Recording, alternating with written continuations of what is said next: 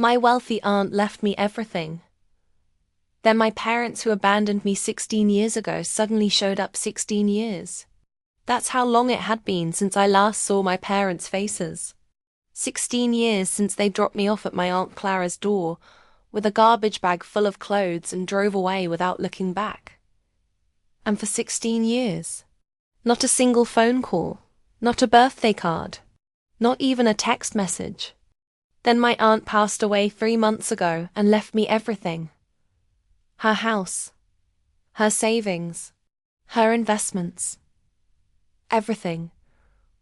And within 2 weeks of that being filed with the court, my parents showed up at my door. So today I'm going to tell you the whole story, from the beginning, because I think a lot of you need to hear this. To understand what happened 3 months ago, you have to understand where I came from. I was 9 years old when my parents left. 9. I remember the exact day. It was a Tuesday in October, right after school. My mom told me we were going to visit my Aunt Clara. I thought it was just a normal visit. I even brought my backpack because I figured we'd come back home for homework. We never went back. My aunt was my dad's older sister. She had never married, never had kids of her own. She lived alone in this quiet house in the suburbs with a garden out front, and always had sweet tea in the fridge. I used to love visiting her. I just never expected it to become my permanent address. My parents told her, and I found this out years later, that they were going through some things and needed her to watch me for a while. A while turned into forever. I don't know everything that was happening with them. I've pieced together bits over the years.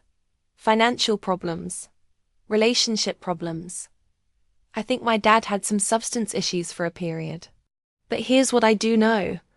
They never came back for me. Not once. Aunt Clara stepped up in a way that honestly still brings me to tears when I think about it.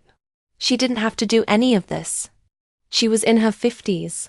She was settled in her life. And suddenly she had a 9-year-old who cried every night for the first 3 months waiting for her mom and dad to come back.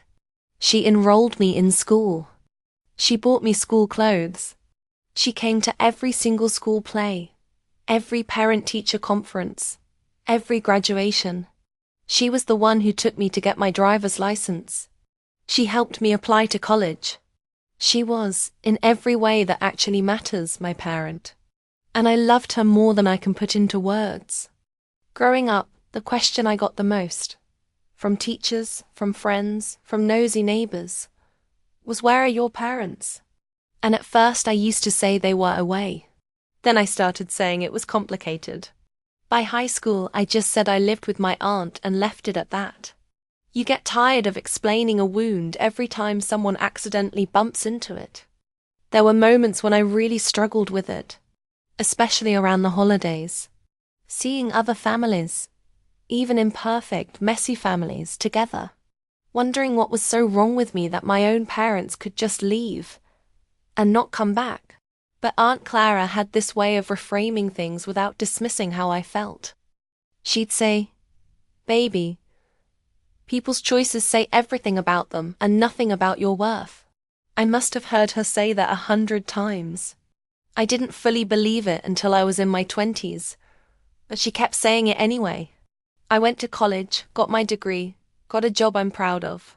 Aunt Clara was at my college graduation cheering louder than anyone in that stadium. In my late 20s, I did try to reach out to my parents once. Just once, I found a contact number through a mutual relative. My dad answered.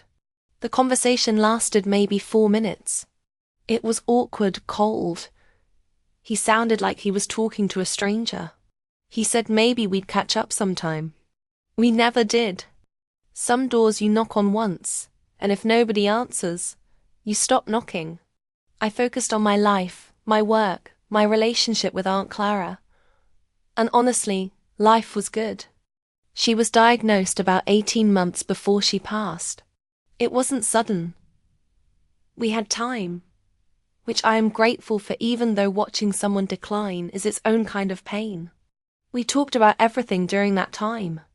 Old memories, funny stories, things we'd never said out loud. She told me about her own life, the love she'd had, the choices she'd made, the regrets that were surprisingly few. And she told me about her will.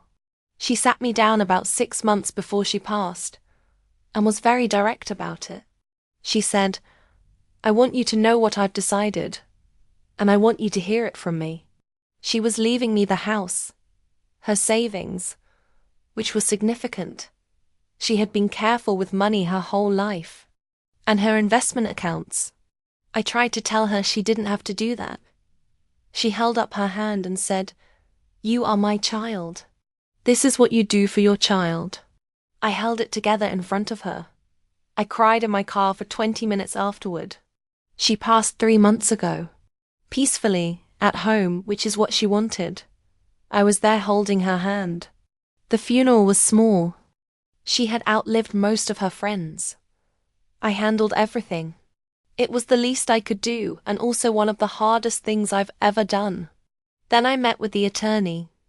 The will was filed, and about 2 weeks after that filing became public record, my doorbell rang.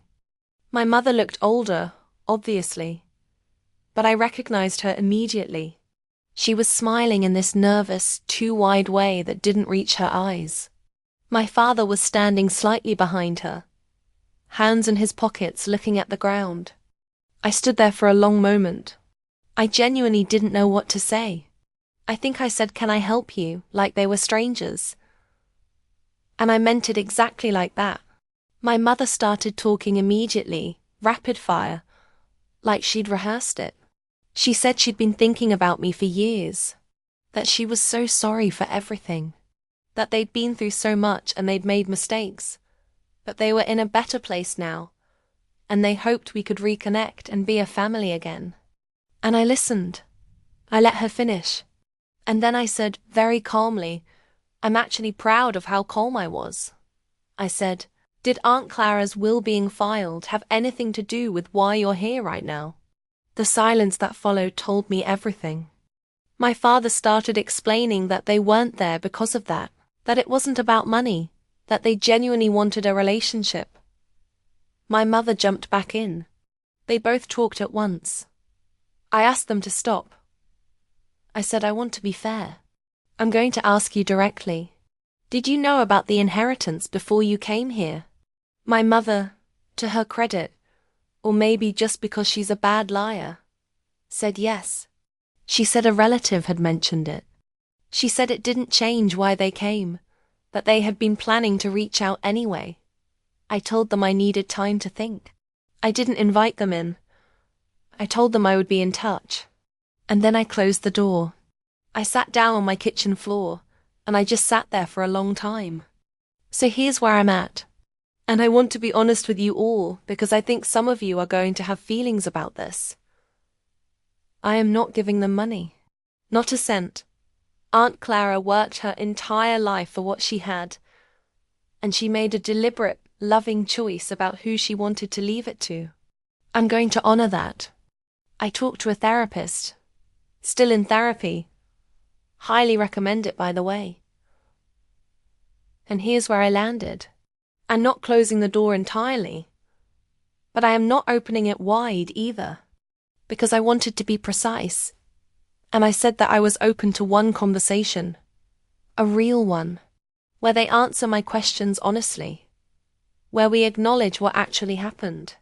No performance, no spin on their own choices. I also made clear that any relationship would be built from zero. They are not suddenly my family because a will got filed. They have no claim on my life, my resources, or my time simply because of biology. Trust is earned. Full stop. My therapist told me that was a very healthy boundary. I'm choosing to believe her. I don't know how this ends. They responded and said they agreed to my terms. We haven't had that conversation yet. I'll be honest with you. I'm nervous about it. Part of me is still that 9-year-old kid who waited by the window for a car that never came back. But I'm also not that kid anymore. I'm an adult who had an extraordinary woman invest everything in me. And I think the best way I can honor her is to show up in my own life with the same kind of dignity she showed up with every day. That's what I've got.